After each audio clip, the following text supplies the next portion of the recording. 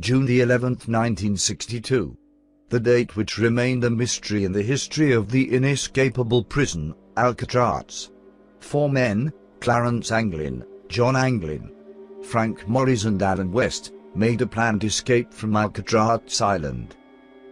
The men began planning their escape in December 1961, under the leadership of Morris, the most intelligent of the 4, after one of them discovered some discarded saw blades on the prison grounds. Over the course of 6 months they slowly widened ventilation duct openings in their cells' walls.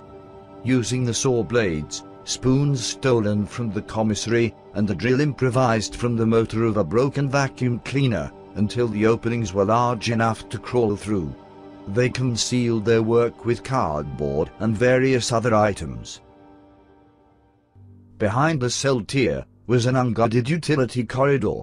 From the corridor they climbed to the roof of their cell block inside the building, where they set up a small workshop.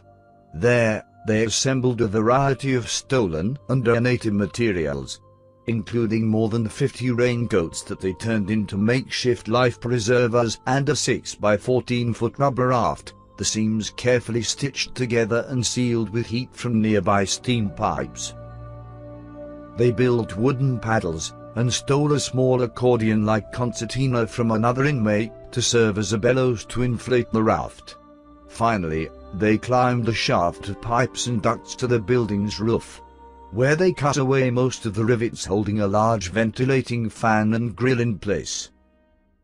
To avoid discovery of their absence during routine bed checks while they were out of their cells, and after the escape itself, they sculpted realistic dummy heads from a mixture of soap and toilet paper, and decorated them with paint and their own hair.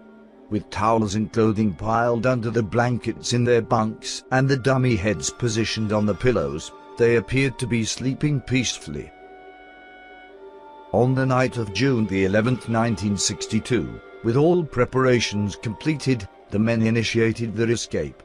Unfortunately, West had used cement to shore up crumbling concrete around his vent opening, and it had hardened, narrowing the hole and fixing the grill in place. By the time he was able to remove the grill and re-widen the hole sufficiently, the others had left without him. He returned to his cell and went to sleep. From the service corridor, Morris and the Anglin brothers climbed to the roof. Guards heard a loud crash as they broke through the shaft onto the roof, but since nothing further was heard, the source of the noise was not investigated. Hauling their gear with them, they descended a 50-foot wall by sliding down a kitchen vent pipe to the ground, then climbed 2 12-foot barbed wire perimeter fences. At the northeast shoreline, near the power plant, which was a blind spot in the prison's network of searchlights and gun towers, they inflated their raft with the concertina. At some time after 10 o'clock, investigators estimated, they departed.